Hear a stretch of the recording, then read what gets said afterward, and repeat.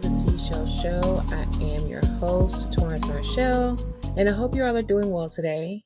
I'm very, very, very excited to be here today, and we have some things to get into today. So I don't know if y'all are gonna like today's topic because we are getting into some things we might not want to hear. It was hard for me to stomach as well because of what it requires of you. So, we're gonna go ahead and get into it. So as you can see, today we're talking about Lot's wife. Yes, we're talking about Lot's wife today. And, we're talking about why it says to remember Lot's wife. Now, for those of you who do not know or can't remember the story of Lot's wife, basically, obviously she was married to a man named Lot. And they were living in Sodom and Gomorrah. And it was just a very wicked place to live. It was a lot going on. Okay. And so Lot was vexed. The Lord basically delivers him and his family out of Sodom and Gomorrah, but they were instructed, not to look back. And so as they were leaving the city, Lot's wife disobeyed. She looked back. She turned into a pillar of salt. She was essentially stuck in time. She couldn't move forward. And also, if she's a pillar of salt, she can't move forward or backward. So that's something too. We keep talking about, in the faith, how she wasn't able to keep going and move forward, but not only was she not able to move forward, she wasn't able to look back. And that's a word in itself. I know when we talk about Lot's wife, we are oftentimes thinking of sin and living our sin life and, walking this walk and not looking back on what was when you were in sin and missing that life and desiring that life again or any parts of that life. And that's definitely a correct interpretation. We definitely should not look back at, our life when we were in sin and desire that. And same thing can happen to you spiritually. You can be like stuck in time. You can't move forward in the Lord, but you also can't go back. Even if you do go back, it's like, too much now for you to even like be fully able to enjoy that. Just spiritually speaking, I think oftentimes Satan is waiting for certain people to go back, especially if he knows that that's what you desire. You desire your old life, the life that he had you bound in. You never know what can happen. Some people go back to that life and they never make it back. They never get a chance to repent or anything like that. It's very dangerous to look back when God is calling you up and out. And he's calling you into newness and into your new identity. And I can speak about this because I've dealt with this firsthand. A couple years ago, I found myself in this predicament, unable to really move forward in the Lord. And it's like I had the desire to, but the desire was faint. It wasn't strong enough really to fight against my desire for the familiar.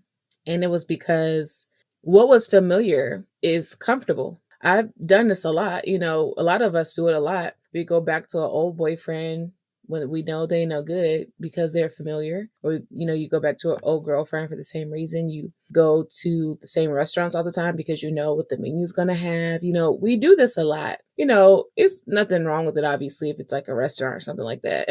But, if you're supposed to be saved and walking with the Lord, and you are looking back at your old life, you're almost like telling God, like, this isn't good enough. I'm not satisfied with this.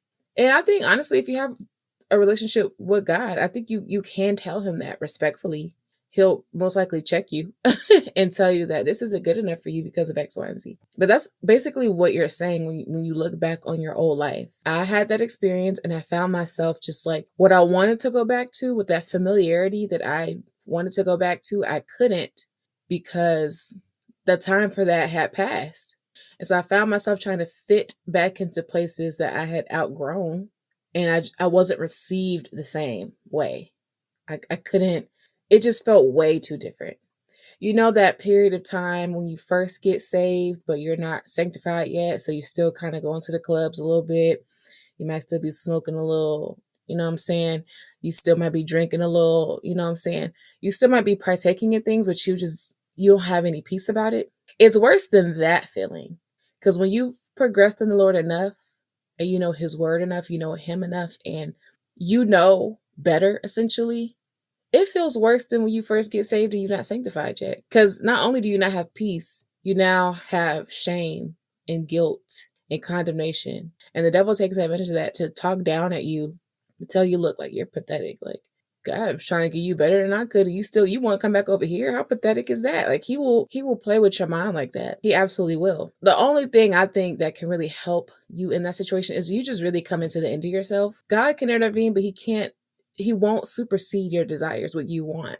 He won't do that. And so he'll just sit back and watch you just get sick of yourself. Okay. You don't want me, I'm not good enough. You want the devil when he has to offer? Have at it. And we'll see how that work out. We'll see how that play out. Okay. And usually 9 times out of 10, 10 times out of 10, you're right back at his feet, worse off than before, because now you have reopened fresh wounds. You've reopened new wounds. And now you probably come with fresh wounds too, because now you're not received the same. Because think about it, when you go back, you probably have preached to these people and all these things. You probably have presented yourself to them in the past as a believer. And so when you come back, they're all looking at you like, what are you doing here? Aren't you saved? Aren't you? And so that's dangerous for your spiritual walk. But like I said before, it's also dangerous because you just don't know if you'll ever make it back to God's feet. Some people he doesn't give as much grace and mercy. Or maybe he does, we just don't see it, right? Some people, they go back once, they don't make it back. They can't repent anymore because all the devil needed was one opportunity to get a hold of them, and they gave it to him. I remember I was I don't know this girl. I was watching a sister on YouTube some years ago, and she was talking about how I think her cousin had passed recently at that time. And I think she said that he like was saved or like was a lukewarm or something, but it was at a point where he was dibbling back, into the world. And he died in a car crash. I think like Final Destination style too. Like I think she said like something fell off of one of those big trucks and like went through his head or something. Died on impact. I don't know if she said died on impact, but that's what I think she said. But that's just a scary but very real option. If you look back, if you go back, that could be your fate. Don't let the devil do that to you. And so, this is kind of, we know this as believers. New believers probably have to, or lukewarm believers, this is a word for someone for sure. But those of us who are mature in the faith and we absolutely know better, like we're past that. This word also is for us when it just comes to old habits and things of that sort. I'm learning this right now, actually, that especially after deliverance, after deep deliverance, intense deliverance from multiple spirits, the spirit is gone, the demon is gone, but your flesh still has a propensity to do certain things or like certain things or keep up certain habits. And granted, it's a little easier to fight because you're not spiritually oppressed, but it's still a fight because this is what you're used to. This is what your flesh is used to. This is what your mind is used to. There still has to be a level of reprogramming there. But if you don't yield to the process and allow God to put newness in you, just download, just pure newness in you, that's essentially still like looking back. Because if God is telling you to do a thing, right? Let's say he's telling you, I don't know, let's say you got delivered from smoking, anything, right? You get delivered from that. And now he's like, okay, let's strengthen those lungs a bit. Let's start working out and get those lungs strong. And let's start drinking certain juices every day to get those lungs clean.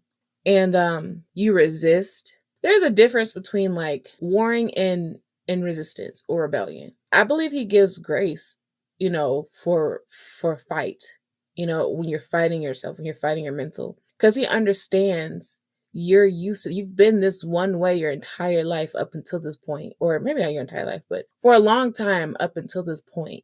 So he understands it's going to take some time. It's going to take a fight. He understands that. But when you just absolutely rebel, he may still have grace for that. But I don't think he gives you as much grace for that because now you're not even trying. You're just rejecting it. And you're looking back essentially on your old habits. You're keeping the door open for old habits to take over. And if you give into those old habits enough, you can introduce those same demons, because the flesh and demons work together, And so I think it's very important when we feel God taking us through a change, and it could be a positive change, but we as humans could just resist it because it's new to us. This is something I'm learning in Christ, that we are to never get too comfortable in any season and with any one circumstance. Never get too comfortable with it. Just like how, in suffering, he tells you to keep hope and press on and look forward and endure, because, weeping endures for a night, but joy comes in the morning. I think that, even when we're, living in harvest and joy, right? I don't think we should get too comfortable in that either. And that's not to say we should just be expecting doom and gloom. That's not what I'm saying. But what I'm saying is things could change. Anything could change. And it could be a positive change. It could be a negative change. It could be a neutral change. But if we allow ourselves to get comfortable, we give way for complacency. And God absolutely does not want us to ever get complacent in our walk with Him and in our life. I believe we have to remain adaptable, and that can feel a bit unstable, but that's where our stability comes from. Our stability comes from Christ. And I think it's evident even in Christ's life on earth, at least in the ministry. He was never really one place for too long. He was always on the go, moving and shaking as he saw fit. And I think in life, that's how we have to be as well. Things could be going well. God may tell you to quit your job. You're like, what? That doesn't make any sense to you. And it could be a job that He brought you to. Like, God, you brought me here to make XYZ money. I make this money now. I'm able to pay my bills and do these things and do these. But He's like, I told you to quit. I want you to quit. Or you could be used to having certain people around, but because of life changes, you don't have the same access. And that's fine. It's just a part of life. It's a part of our life. It's part of their life. This is part of our life and walk with God. But we have to yield, and we can't look back at the old. That's why we're instructed to just, like in Ecclesiastes. I love Ecclesiastes. A lot of people think that's a little weird because Ecclesiastes is like, a little depressing. But I love Ecclesiastes. I think it keeps things balanced. Just enjoy life, eat, drink, be merry, and keep the commandments of God. That's all you can really do in every season. There's a time for everything, and in each season, that's how you are to be. Eat, drink, be happy, and keep the commandments of God. That's all you can really do. And so when we go through these seasons and when we go through these changes, we have to just embrace the new. We cannot look back at any of the old. The old did not serve us any. And these can be things that we ask God to deliver us from. We ask God to strip off of us. We've asked God to remove out of our hearts. We can ask Him for these things, but that's the thing. Like, we ask God for things that we don't even know everything that entails sometimes. How much hard work that is. Because I'm learning everything with God is a process. Like, He can do things speedily if He wants to, but usually a lot of things are a process with Him. That's just something that you have to embrace. I'll talk about myself personally real quick. Something that I'm learning that I have to lean into every day is discipline. Because historically, I've not been the most disciplined person. Really ever. There are times in my life where I've been disciplined, usually because the end result was something I really, really wanted. I think the most disciplined in life I've ever been, historically, was like my senior year of high school, because I had to leave the state, do my senior year of high school. And at first I was all for it. And then I moved to California and I hated it because it was such a culture shock. Like, I had been to California before, but I had never lived there, especially as a teenager. And so I left my life in Atlanta to go live in California, and it was just completely different. And so I couldn't wait to go back home after graduation. So I buckled down and did everything I needed to do for school that year so that I could graduate and leave California behind. And that's exactly what I did. So I think that's the most disciplined I've ever been in life. But that was just for a year. That's not, I didn't really live my life disciplined like that. And so now, who God is calling me to be, who I'm required to be for the future, it's a woman that I've been wanting to be for so long. It's a woman that I've envisioned myself being for so long. I've seen myself as this woman for so long. And He's finally like, it's possible now. I've removed the spiritual debris, and I'm working with you every day to get closer and closer to that. I'm instructing you on how to get to her, how to be her, how to become her. And it's hard. It's hard, because it requires discipline. I've never been that girl before. I've never been that woman before. I've never been that version of myself. All of it is foreign. It's completely foreign to me. And so He's requiring me to do things that, I knew in my mind to do, but I never put these things in practice for so long. And now He is telling me, hey, look, we're gonna start doing this. We gotta start doing this. Let's start doing this for this benefit. Let's start thinking here. And it's like the more I obey him and the more I lean into it, the more my mindset changes. The more I just look at things differently. And it's like I want the change. I want to continue to change. I like what's happening. I like it. I do. But it's still foreign. I've been undisciplined or not disciplined, for 28 years of my life. And then at 29 now, I'm doing a complete 180 slowly. He doesn't put too much on us at once. He gives us enough, each day. But now I have to do all these things to become this woman, this version of myself that I've been wanting to be for so long. It's hard because I have to fight. I have to fight against my old self. I have to fight against the past. I can't get stuck in time looking at, my old self, which I don't, want to do anyway. But it's almost like if he tells me to do something and I don't do it, it's almost like I'm in agreement with my old self. And I can't, that has to stay dead. And I don't this don't even have to be anything crazy, right? It could just be like, okay, daughter, get up right now and go record an episode. Something like that. And I will be in my bed chilling, watching TV or on TikTok or something. And my flesh will be like, later. But then God is like, daughter, I said now, let's go. And so that's where I come in at. Because I have instruction from my father, but then I have my flesh. I was like, let's do what we've always done and just procrastinate. So I have to fight that familiarity from my flesh. And it happens one choice at a time. And so I've learned also, it's good to obey God anyway, because, you should obey your father because he said so. But I've learned every time God has instructed me to do something, especially randomly, seemingly randomly, it's for a reason, and it's usually for a good reason. I'm usually thankful that I yielded. Like for example, when I recorded the first season of the podcast, it was like the last week of December. And both my kids were gone. I was home alone. I had nothing but time. And I didn't have any distractions or anything. And he just told me, lock in. I think literally, my kids were gone that weekend.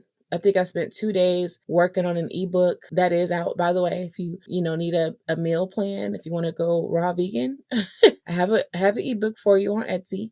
But I spent like 2 days working on an ebook, and then I finished it, and I was like, yeah, okay, let me post this on the first of the year. Literally that Wednesday, I think, or whatever day it was, early in the week, I was like, I want to do this podcast, but like, I don't know when, because I had so much quiet time, so much free time. I was like, just do it now. And so I I recorded every episode of the podcast in less than a week, except for the last episode, because I forget, but I think I didn't know what to talk about. And so, I talked about what happened in that episode and everything like that. But as soon as I got finished recording the podcast, I kid you not, like the next day, things changed. And I ended up having to leave my house and it's like, wow, if I was putting it off, because some people, when they start podcasts, they will record like 3 or 4 shows first. And then they will, while the series is airing, they'll still be doing episodes, right? They don't batch record the entire season like that and then put it out. That's what I do as of right now, because that just kind of seems to work best for my life. I don't see myself doing that in the future. I think, when things are a bit more stable, for me, when I'm a bit more settled in life, I think I'll take that approach, just do a couple and then just keep going from there. But I knew I had to get that first season just done. And then I can just upload everything to YouTube later. And like I said, stuff hit the fan the next day before the podcast even started, but I was planning the rollout for it. And so stuff hit the fan. At home, I was home for a little bit, and then I left home and had to stay with someone else for a good 6 weeks, longer than I expected. I was supposed to just be up there for like 3 days, 2-3 days. And I ended up being up there for 6 weeks. So I know that's just one of the many examples of when God tells you to do something right then and there, do it. Because one, it's just good to be proactive and productive. You don't want to procrastinate. You want to build that habit of being productive, because that's what he requires us to be. And the work that he has us do for him on this earth, he's going to have us be productive. You're going to have to work.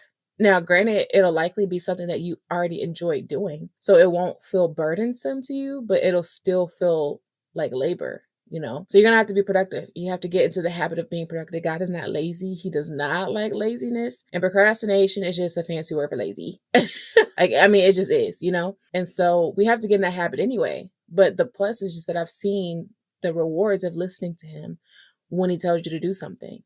And trust me, I'm the queen of procrastination with him. I'm breaking out of that, but when it comes to him, he can tell me to do something and it'll be a month before I do it. I'm breaking out of that. But when he tells you to do something and it feels random and kind of sudden, just do it, because you just never know what's to come. He can see what's about to happen, what's to come. You don't. Your perspective is very limited. So, just heed to him when you're in these seasons with him and he's trying to change. He's changing you for the better. We just have to go with the process, go with the flow, trust his guidance and everything that he's telling us to do, even if it doesn't make sense to us. It doesn't have to make sense to us. We just have to do it. That's all we're instructed to do.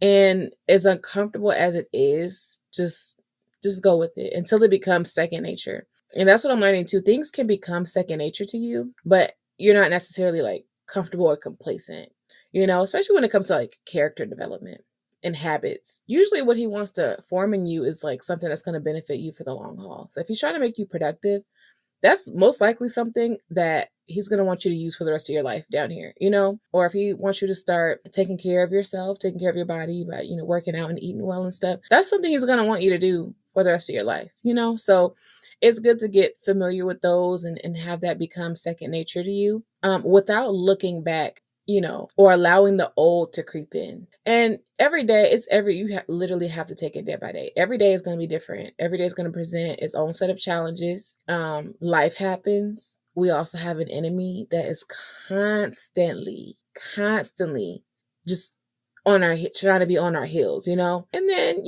sometimes it's just us. We just don't want to do it. But that's where discipline comes in at. And that's what I'm learning. It may be different for you. Whatever God is trying to create in you, whatever God is trying to bring out of you may be different. It may be more love. It may be more kindness. It could be more patience. It could be anything, But for me right now, it's discipline. And I'm loving it. It's uncomfortable, yeah, but I love the process because I can see the fruit of it. Especially, if you go through this process after enduring a wilderness and you can see the fruit of going through that wilderness, it encourages you to keep going when you have to go through more processes. That's the thing about maturing in the Lord. When you go through something and you see the outcome of it and you can start to see how, what he meant that for, it encourages you the next time he wants you to go through a different process. You're okay, God, I survived that one thanks to you. And I can see the fruit of that. I can see what you were trying to do there in my life and others' lives and whoever was affected's life. So I trust you again to do it this time with this process, whatever it is. Yeah, my flesh may feel like whatever, but it's okay because I got you. You're leading me and guiding me, and I'm okay with that.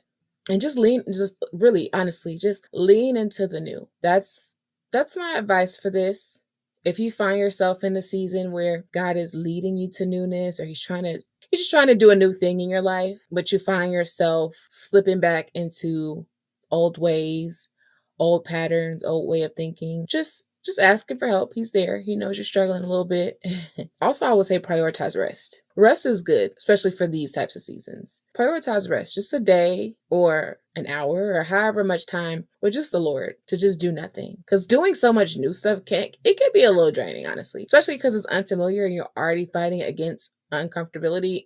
Is more draining than, you practicing your old habits and things like that. So prioritize rest. That's something that I've been doing. When I need to rest, I can tell I need to rest, either physically or spiritually or mentally. And I'll do that for however long. It might just be me checking in with God with a prayer. It might just be a day of me just being in bed. It might be anything, I might just have to leave the house for a little bit. However I need to rest, I'll do that because I know it's important for me to do that.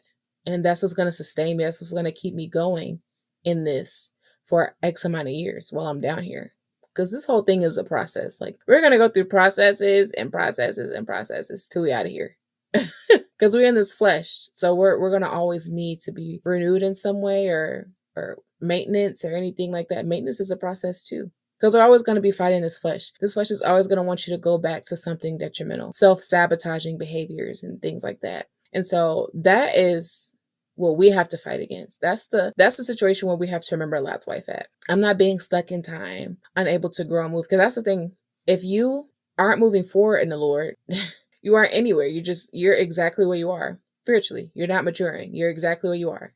And what can God really do with you? What can God really do with you if you are refusing to grow in Him and move? You're stuck in time spiritually. I can't do anything with you. Or what I can do is very limited because I want to use you to this capacity, but you won't let me. And so that's irresponsible on our part. And so, this isn't to shame anybody or anything like that. It's just something I wanted to talk about. And it's something that I've been thinking about, especially in the current season that I'm in. It feels good, especially when you've done a wilderness and you just simply just have to continue to grow. This is cool. I'll take this. You know what I'm saying? I ain't suffering or nothing like that. It's cool. I will take this. The wilderness is, if I made it through that, I can make it through this. So yeah, that's really all I wanted to talk about today with you guys. If you have any thoughts or questions or dialogue to offer, anything to offer to this conversation, feel free to comment down in the comment box below. I don't tell y'all to do that much. I probably should. I'm going to work on that. But yeah, comments in the comment box down below. You can follow me on all of the socials. All of that will be down in the description box below, which is on YouTube. So if you're listening to me on Spotify and all the other socials, you can find me on YouTube. And if you're listening to me on YouTube, you can also listen to me on all of the other streaming platforms like Spotify, Apple Music, and Amazon Music, and platforms like that. So don't forget to like, comment, share, subscribe. And without further ado, I will let you enjoy the rest of your day, and I will see you in the next one. Bye.